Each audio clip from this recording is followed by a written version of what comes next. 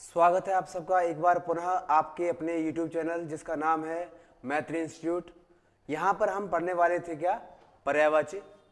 और पर्यायवाची शब्द यानी कि समानार्थी शब्द कहते हैं, मतलब शब्द अनेक अर्थ एक, उसको अपन पर्यायवाची या समानार्थी शब्द कहते हैं।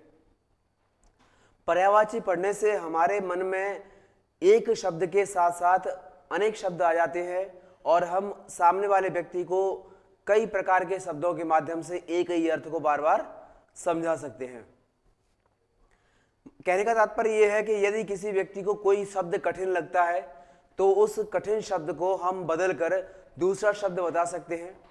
अर्थ वही रहने वाला है, उस विषय पर रहने वाला है, किंतु हम उसका शब्द बदल सकते हैं। शब्द बदलने से क्या होता है, शब्द बदलने से सामने वाले व्यक्ति को वो सरल शब्द जल्दी समझ में आ जाता है। हो सकता है कोई शब्द ऐसा हो उसके दिमाग से बाहर जा रहा हो, फिर भी वो समझ में नहीं पा रहा हो, फिर उस व्यक्ति को वो शब्द समझाने के लिए हम क्या करते हैं, दूसरा शब्द बता देते हैं। जैसे हमने बोला सफलता, अब सामने वाले व्यक्ति को सफलता समझ में नहीं आया तो हमने क्या कह दिया, पास हो गया, उत्तीर्ण हो गया।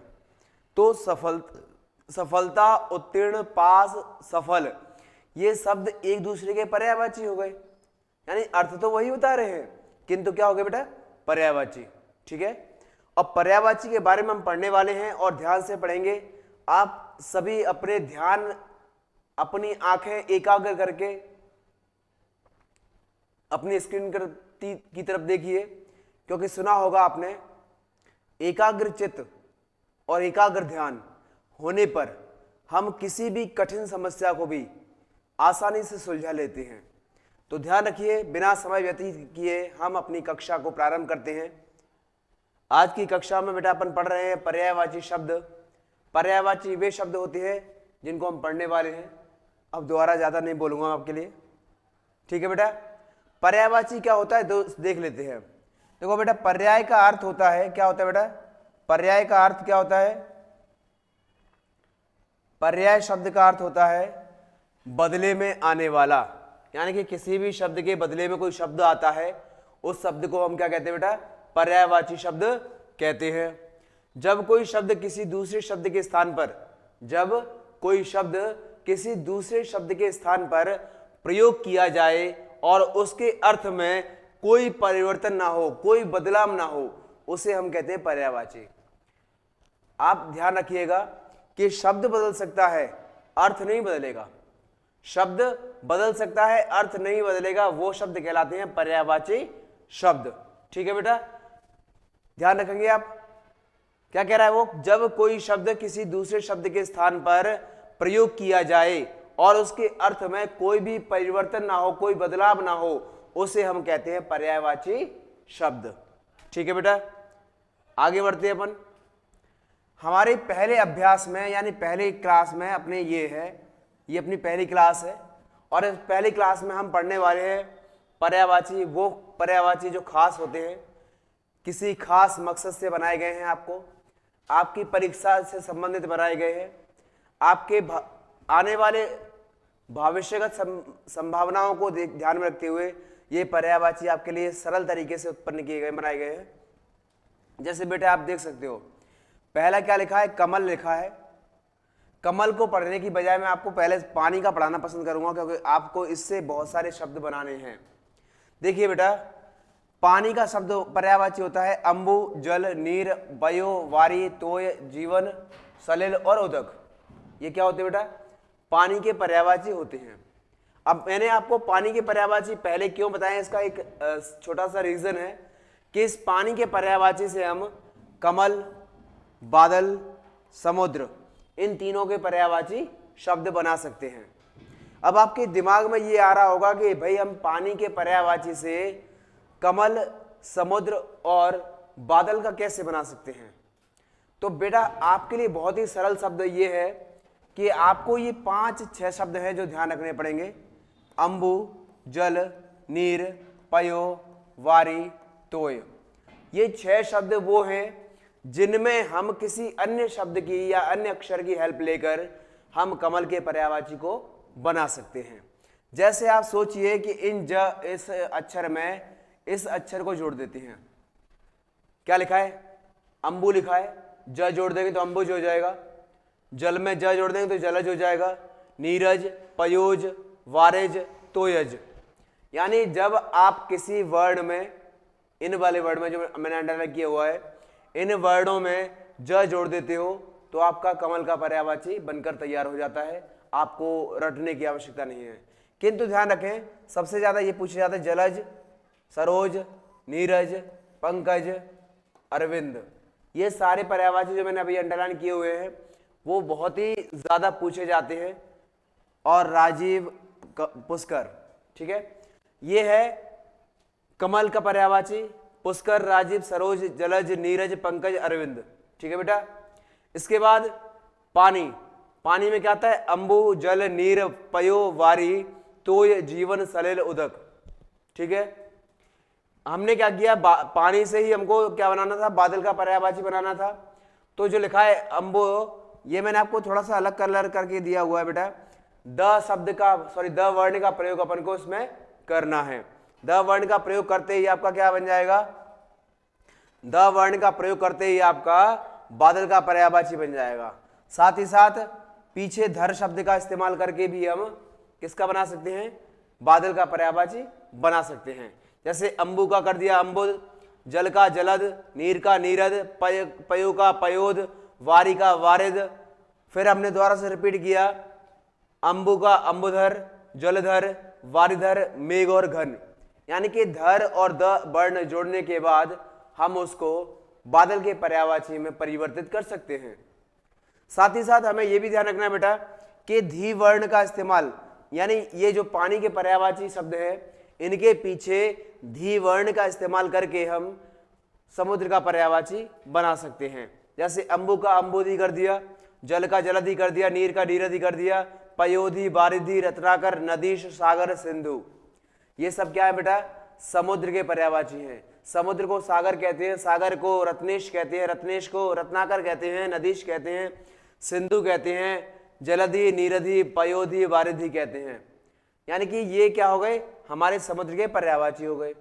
अब आपने भूमि का यानी पृथ्वी का पढ़ा होगा, पृथ्वी, धरती, भूमि, महीप, मही, वसुधा, वसुंधरा, अचला, अवनी, जमीन, धरा और भूमंडल।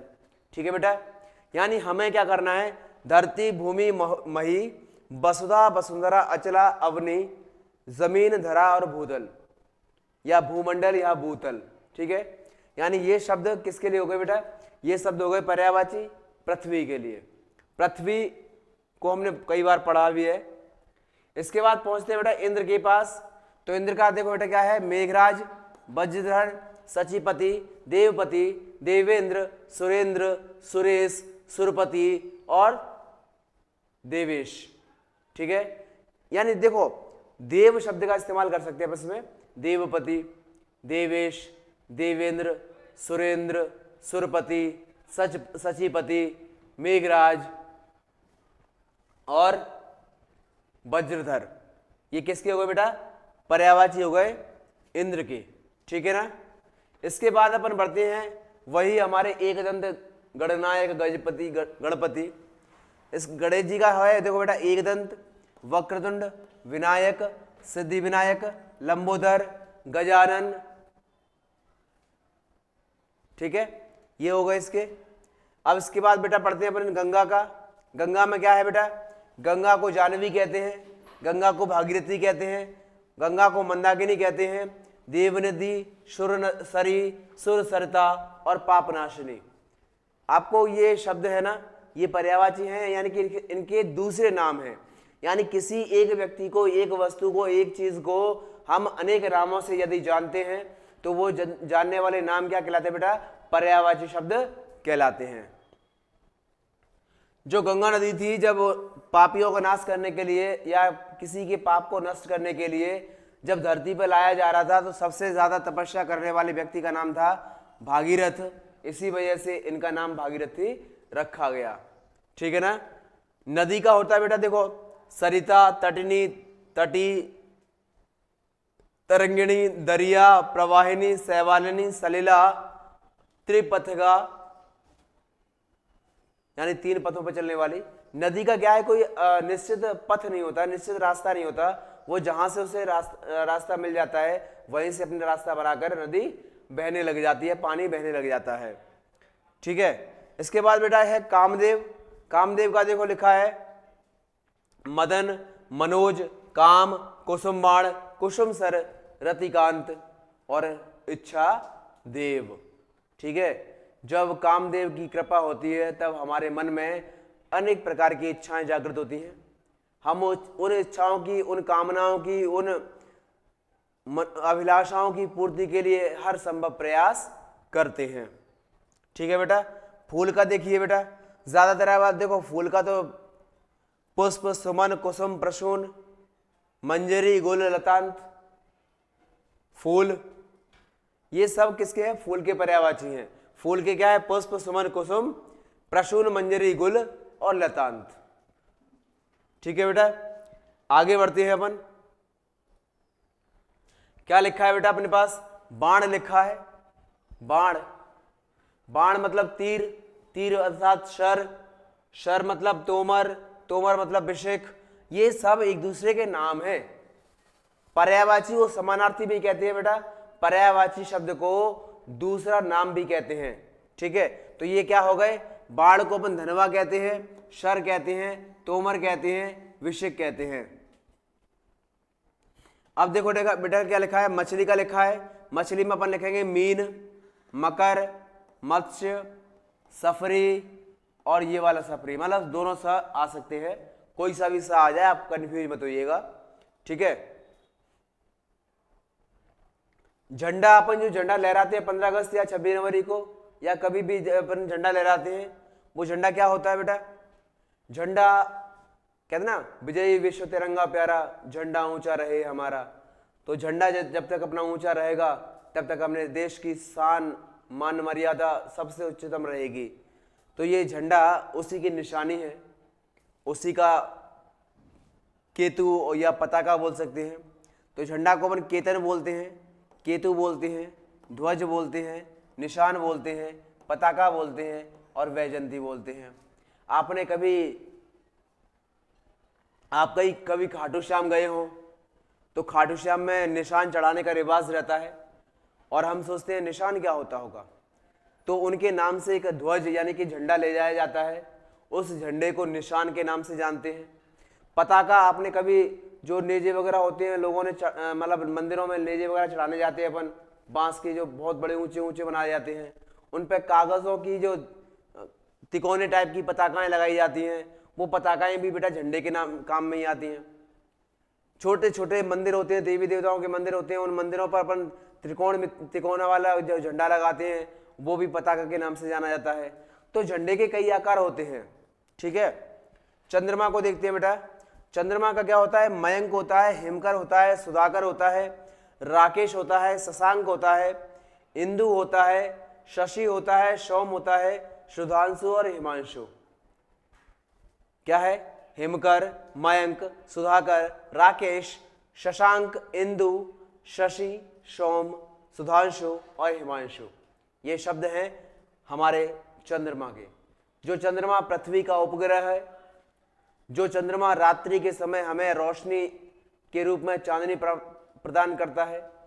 चांदनी से हमारा जो पर्यावरण है वो बहुत महक उठता है, हर जगह हमें ऐसा प्रतीत होता है जैसे बर्फ गिर रही हो, पूरा सफेद उज्जवल जैसा चमकता है, ऐसा प्रतीत होता है जैसे चारों तरफ ऊपर वाले ने, प्रकृति ने दूध फैला रखा हो, तो वो चंद्रमा। ठीक है, इसको सुधांशु और हिमांशु के नाम से भी जाना जाता है। ठीक है, सोम,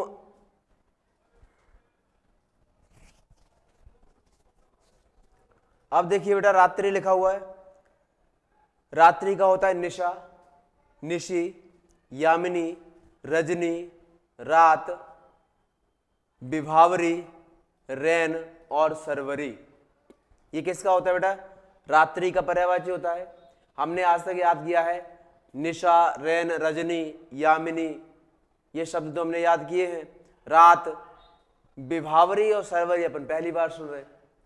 तो ये हमें याद करनी है, क्योंकि जो हमें पहले से आता है उसे याद करने की क्या आवश्यकता है, हमें याद तो वही करना है जो हमें पहले से नहीं आता। ठीक है ना बेटा। अब क्या लिखा है, राक्षस लिखा है। राक्षस में देखो असुर, धनुज, दानव, दैत्य, सुरारी, ये तो हो गए वे शब्द जो अपना स्वयं में अपने अलग अलग से होते हैं। फिर हमने रात्रि के पर्यायवाची में चर शब्द का इस्तेमाल करके भी इसका पर्यायवाची बनाया है। क्या बनाया है, निशाचर, रात्रिचर, रजनीचर, तमीचर। क्या है ये, रात्रि के राक्षस के पर्यायवाची हैं जो रात्रि के पर्यायवाचियों से बनाए गए हैं। अब आगे देखते हैं बेटा, 18 नंबर है जो लिखा है सूर्य का पर्यायवाची। सूर्य कौन होता है, सूर्य आदित्य होता है, सूर्य भास्कर होता है, सूर्य भानु होता है, सूर्य दिवाकर होता है, सूर्य रवि होता है, सूर्य सूरज होता है, सूर्य को कालिंद कहते हैं, सूर्य को सप्ताश्व कहते हैं, यानी कि सूर्य के रथ में 7 अश्व होते हैं इसलिए उन्हें सप्ताश्व भी कहते हैं। सूर्य का नाम सविता भी है और अंशुमान भी है। ठीक है, तो हम सूर्य के पर्यायवाची क्या लिखेंगे, अंशुमान, सविता, आदित्य, भास्कर, भानु, रवि, दिनकर, दिवाकर, दिनेश, सप्ताश्व, सूरज और कालिंद। अपन ने बहुत सारे याद कर लिए। क्या हो गया, अंशुमान, सविता, आदित्य, भास्कर, भानु, रवि, सप्ताश्व, सूरज, कालिंद, दिनकर, दिवाकर, दिनेश, ये सब किसके पर्यायवाची हैं, सूर्य के पर्यायवाची है बेटा। दिन का लिखा है देखो, वासर, दिवा, अहम, वार, दिवस, जतरा, भास्कर, भास्वर। ठीक है, ये किसका है, दिन का है। वासर, दिवा, अह, वाह, वार, दिवस, जतरा और भास्वर, ये शब्द है बेटा दिन के पर्यायवाची। हमें सबसे ज्यादा याद कौन से रखनी है, वासर, दिवा, वार, दिवस, क्योंकि बेटा सबसे ज्यादा अपने पेपर में, अपने एग्जाम में यही शब्द पूछे जाते हैं और हम इन्हीं में सबसे पहले अटक जाते हैं, इन्हीं के सामने भ्रमित हो जाते हैं। हमारा मन कहता है कि इसमें दूसरा होगा, हमारी आत्मा कहती है कि इसमें दूसरा होगा, हम उन दोनों के फेर में फंस कर अपना जो उत्तर सही होता है उसको गलत कर लेते हैं। फिर लिखा है देखो यमुना। यमुना आपको बता दूं, यमुना सूर्य की बेटी थी, इसलिए हम बहुत सारे पर्यायवाची इनके सूर्य से भी बना सकते हैं। जैसे देखो ये क्या लिखा है, यमी, यम तनुजा, यमा तनुजा यानी यम की छोटी बहन, यमा तनुजा, भानुजा यानी भानु से बनाया गया है तो भानुजा, सूर्य तनया, सूर्य पुत्री, कालिंदजा, कालिंदी, ये जो है यमुना नदी के पर्यायवाची हैं। आपको बता दूं, भानु, सूर्य, सूर्य ये सूरज से बनाया गया है, कालिंदजा और कालिंदी भी सूर्य के पर्यायवाची से ही बनाया गया, यानी ये सूर्य की पुत्री हैं। समझ में आ गया। यमी इसलिए कहा गया कि यम की बहन है, यमा तनुजा यम से छोटी हैं, भानुजा सूर्य की पुत्री हैं, सूर्य तनया यानी सूर्य की पुत्री हैं, सूर्य पुत्री लिखा ही है, कालिंदजा और कालिंदी लिखा है, अर्थात हो गया सूर्य का पर्यायवाची से हमने यमुना का पर्यायवाची तैयार कर लिया। फिर क्या लिखा है बेटा, पुत्र का लिखा है। पुत्र और पुत्री का मैंने एक साथ इसीलिए लिखा है ताकि हम एक से ही दूसरा बनाने में सक्षम हो सके। ठीक है ना। अंगज, आत्मज, कुमार, तनय, तनुज, नंदन, बालक, बेटा, लाडला, वत्स और श्रुत, ये सब क्या है, पुत्र के पर्यायवाची हैं। और इन्हीं में आपको या तो या लगाना होगा या केवल बड़या की मात्रा लगानी होगी, उसी से हमारी दूसरा यानी पुत्री का पर्यायवाची बनकर तैयार हो जाएगा। जैसे अंगज लिखा है तो अंगजा कर देंगे, आत्मज लिखा है आत्मजा कर देंगे, कुमार का कुमारी कर देंगे, कन्या अपने पास स्पेशल शब्द है, तनय को तनया कर देंगे, तनुज को तनुजा कर देंगे, नंदन को दुहिता कर देंगे, बालक को बालिका कर देंगे, बेटा को बेटी लिख देंगे, लाडला को लाडली लिख देंगे, लड़का को लड़की लिख देंगे, वश की जगह वशी आएगा बेटा, और सुत की जगह सुता लिख देंगे। ठीक है, ये पर्यायवाची लिखेंगे किसके, पुत्री के। फिर क्या लिखा है बेटा अपने पास लिखा है द्रौपदी, द्रौपदी का लिखते हैं कृष्णा, कृष्णा का लिखते हैं द्रुपदसुता, द्रुपदसुता को लिखते हैं पांचाल कुमारी, पांचाल कुमारी को लिखते हैं पांचाली, पांचाली को लिखते हैं याज्ञसेनी। ये सब क्या है बेटा अपने द्रौपदी शब्द के पर्यायवाची हैं। किसके हैं? द्रौपदी शब्द के पर्यायवाची हैं कृष्णा, द्रुपदसुता, पांचाल कुमारी, पांचाली, याज्ञसेनी आदि। ठीक है, आगे बढ़ते हैं बेटा।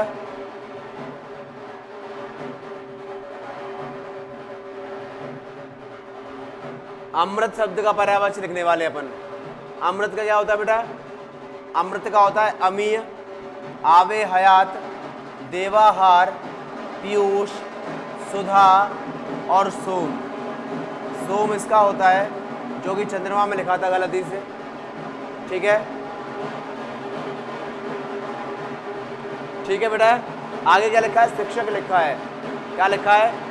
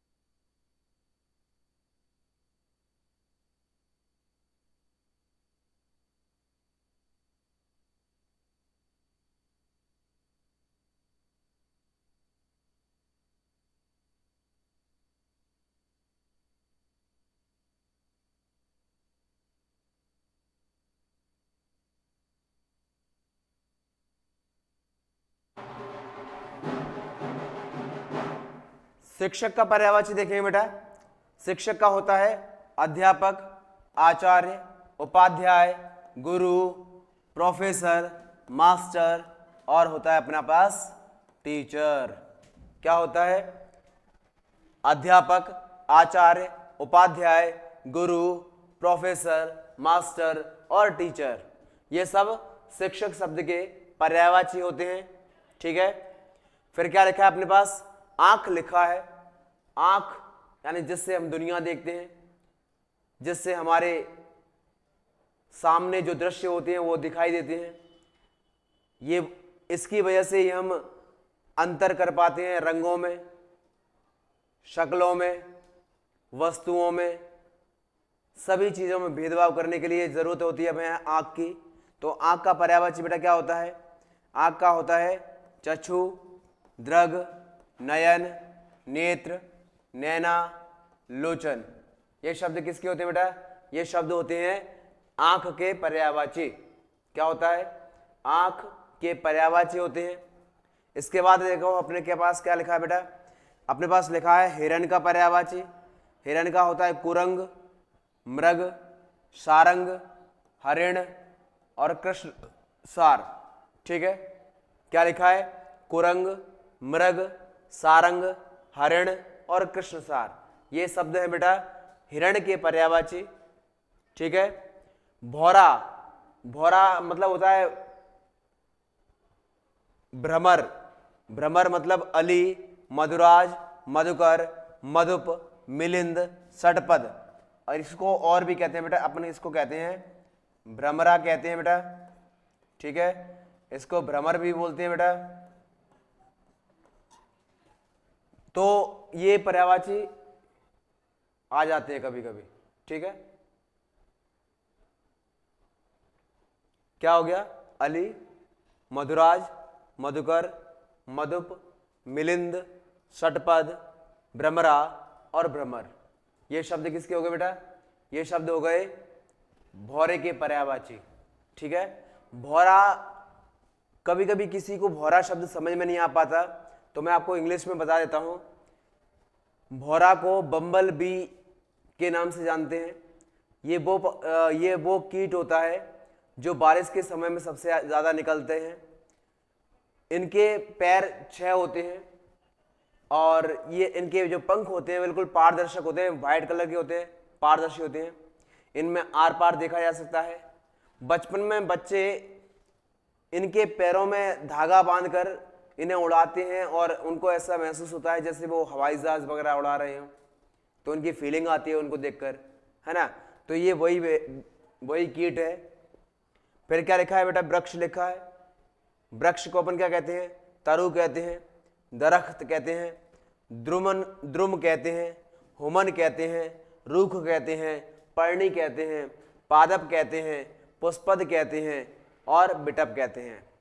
पुष्पद इसलिए कह दिया क्योंकि हमें इसमें से पुष्प यानी फूल प्राप्त होते हैं। तो तरु, दरख्त, द्रुम, हुमन, रूख, पर्णी, पादप, पुष्पद, बिटप, ये शब्द क्या है अपने, ये शब्द हैं अपने पर्यायवाची शब्द किसके, वृक्ष के। वृक्ष यानी पेड़, वृक्ष मतलब पेड़ भी होता है। ठीक है बेटा, अगली तरफ बढ़ते हैं अपन।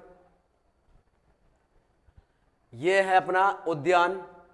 उद्यान क्या होता है, उद्यान होता है बगीचा। उद्यान मतलब वो जगह जहां पर हम जाकर अपने थकान को मिटा सकते हैं, हम वहां पर सुकून ठंडी हवा प्राप्त कर सकते हैं, वहां हमें शीतल छाया प्राप्त होती है, वहां हम लोग जाकर लोगों से मेल मिलाप कर सकते हैं, लोगों के साथ बैठकर समय व्यतीत कर सकते हैं, लोगों के साथ बैठकर अपने काम को भी कर सकते हैं। तो ये बहुत अच्छी जगह होती है और इनकी संख्या दिन प्रतिदिन कम होती जा रही है, क्योंकि लोगों को चीज़ें लगाने का तो बड़ा शौक होता है, किंतु उनका रख रखाव, ध्यान रखना आदि में वो थोड़ी आलस फैला जाते हैं। ठीक है ना।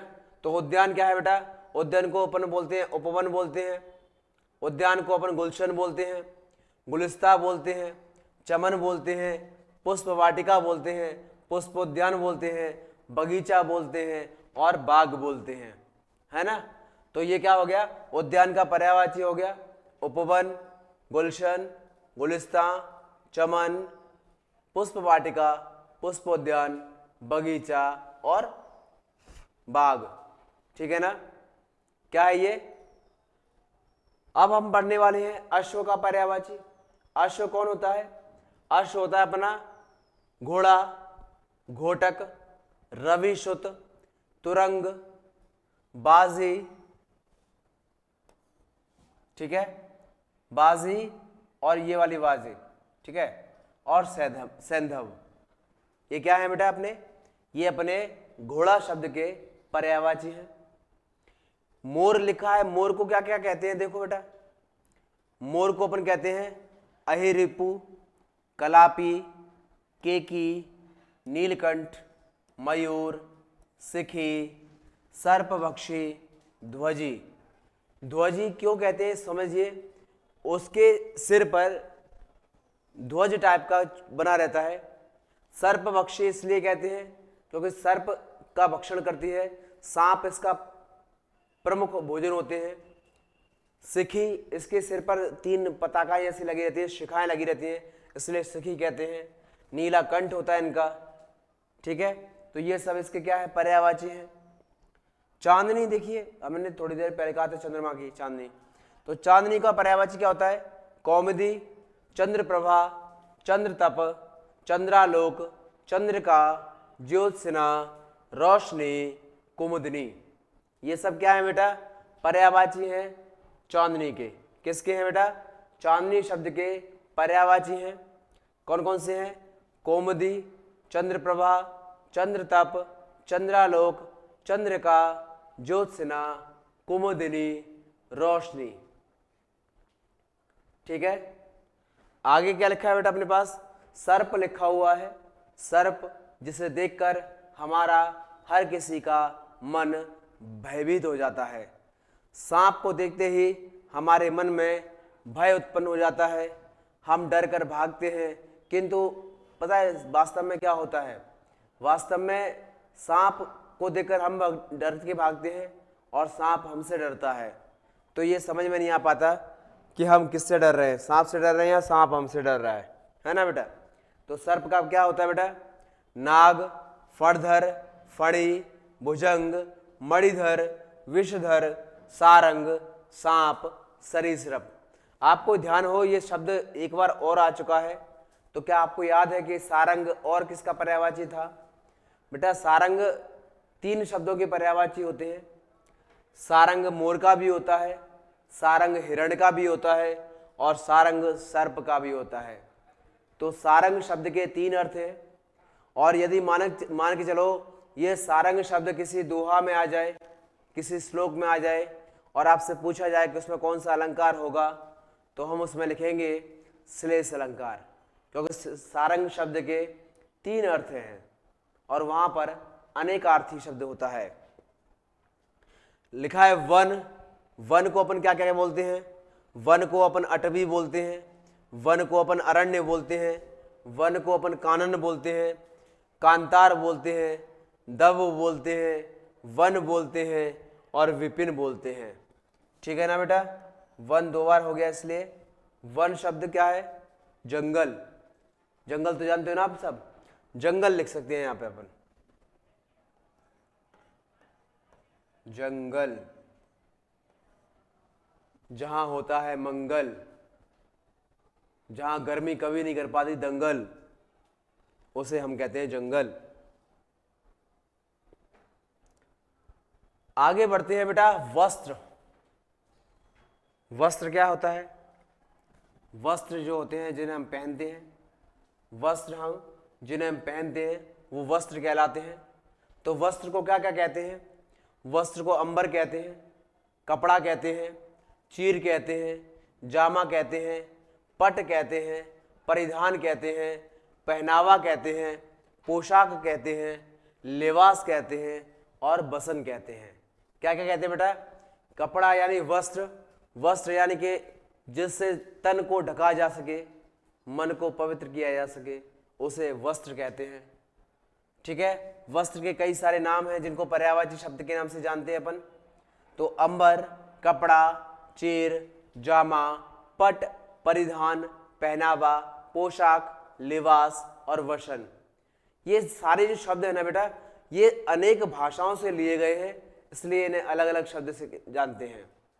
ठीक है? इसमें कुछ उर्दू शब्द हैं, कुछ अरबी और फारसी शब्द हैं, कुछ इंग्लिश शब्द हैं और कुछ बिल्कुल हिंदी शब्द हैं, प्योर हिंदी वाले, है ना। परिधान जो लिखा है ना बेटा, ये परिधान शब्द हमें उस समय यूज करना पड़ता है, उस समय प्रयोग करते हैं जब हम मंदिर में पुजारी होते हैं और उनके जो वस्त्र होते हैं, पूजा करने के, पूजा पाठ करने के जो वस्त्र होते हैं, उन्हें हम परिधान के नाम से जानते हैं।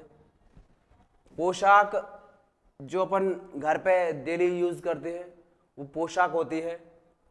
पहनावा मतलब किसी राज्य में कौन सी जगह है, हर राज्य का अलग अलग ड्रेस कोड होता है, जो ड्रेस कोड रहता है राज्य का उसे अपन पहनावा कहते हैं। पहनावा शब्द को ही लिबास कहते हैं, ये उर्दू शब्द है। वसन संस्कृत शब्द है, अंबर संस्कृत शब्द है, कपड़ा हिंदी शब्द है, चीर जामा उर्दू शब्द है, पट संस्कृत शब्द है। तो ये शब्द क्या है? सब अलग अलग भाषाओं से लिए गए हैं, इसलिए इनको अलग अलग कहते हैं। अब क्या लिखा है बेटा? तलवार लिखा है। तलवार का पर्यायवाची क्या होता है? अशी होता है, करवाल होता है, कृपाण होता है, चंद्र होता है, खड्ग होता है, तेग होता है, शमशीर होता है। क्या होता है? अशी, करवाल, कृपाण, चंद्रहास, खड्ग, तेग, शमशीर आदि। ठीक है? इसके बाद बेटा अपने पास क्या है? आकाश। आकाश का पर्यायवाची तो अपन बहुत सारे जानते हैं। कितने जानते हैं? आकाश का होता है आसमान, गगन, अंबर, नभ, व्योम, अनंत, शून्य, अंतरिक्ष, छायापथ, बहुत सारे नाम हैं। ठीक है ना? क्या है? आसमान, गगन, अंबर, नभ, व्योम, अनंत, शून्य, अंतरिक्ष और छायापथ। ये सब क्या है बेटा? ये सब हैं अपने आकाश शब्द के पर्यायवाची। ठीक है? इसके बाद देखिए सुंदर शब्द का क्या होता है? सुंदर का होता है अच्छा, आकर्षक, खूबसूरत, दिलकश, मनोहर, रमणीय, शानदार, सुहावना। ये किसका है बेटा? ये है अपने सुंदर शब्द के पर्यायवाची। किसके हैं? अच्छा, आकर्षक, खूबसूरत, दिलकश, मनोहर, रमणीय, शानदार, सुहावना। ठीक है, ये किसके हो गए अपने? ये सुंदर शब्द के पर्यायवाची हैं अपने। इसके बाद क्या है अपने पास? क्रोध लिखा है। क्रोध का क्या होता है? अप्रसन्नता, अमर्ष, आक्रोश, कोप, क्षोभ, खीज, नाराजगी, प्रकोप और बौखलाहट, झुंझलाहट भी होता है इसमें। ठीक है ना? क्या होता है? अप्रसन्नता, अमर्ष, आक्रोश, कोप, क्षोभ, खींच, नाराजगी, प्रकोप, बौखलाहट, झुंझलाहट, ये सब है क्रोध शब्द के पर्यायवाची। ठीक है ना? अब क्या है अपने पास? तालाब, जो किसी गड्ढे वाली जगह होती है, वहां पर बहुत मतलब या तो बनी होती है पहले से या बनाई जाती है, जहां पर पानी को संचित करके रखा जाता है ताकि गर्मी के समय में प्राणियों को, पशु पक्षियों को पानी मिल सके पीने के लिए, अपनी प्यास बुझाने के लिए। तो उसे कहते हैं अपन तालाब। तालाब को बोलते हैं जलाशय, झील, तड़ाग, तलैया, ताल, पुष्कर, पोखर, सर, सरोवर और हृदय। आपको एक बात पता हो तो आपको एक शब्द द्वारा सुनने में आया है, पुष्कर। पुष्कर शब्द हमने कमल शब्द में, कमल के पर्यायवाची में भी पढ़ा था। तो आपको पता है कि कमल कहाँ खिलता है? या तो तालाबों में खिलता है या कीचड़ वाली जगह पे खिलता है। तो इसी वजह से पुष्कर शब्द का इस्तेमाल 2 बार किया गया है। पुष्कर का तालाब में भी कर दिया गया है और पुष्कर का कमल शब्द में भी कर दिया गया है। ठीक है, ध्यान रखिएगा।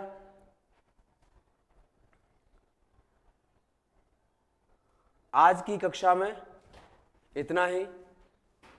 अगली कक्षा में आगे के पर्यायवाची पढ़ेंगे, सभी ध्यान से पढ़ेंगे और जहां तक हो सके अपने मन की क्षुधा जो होती है ना, अज्ञान रूपी क्षुधा होती है, भूख होती है, उसे मिटाएंगे। इसी के साथ हम आपसे विदा लेते हैं। आपसे मिलेंगे फिर अपने निश्चित समय पर आपके अपने YouTube चैनल जिसका नाम है मैत्री इंस्टीट्यूट। धन्यवाद, शुक्रिया।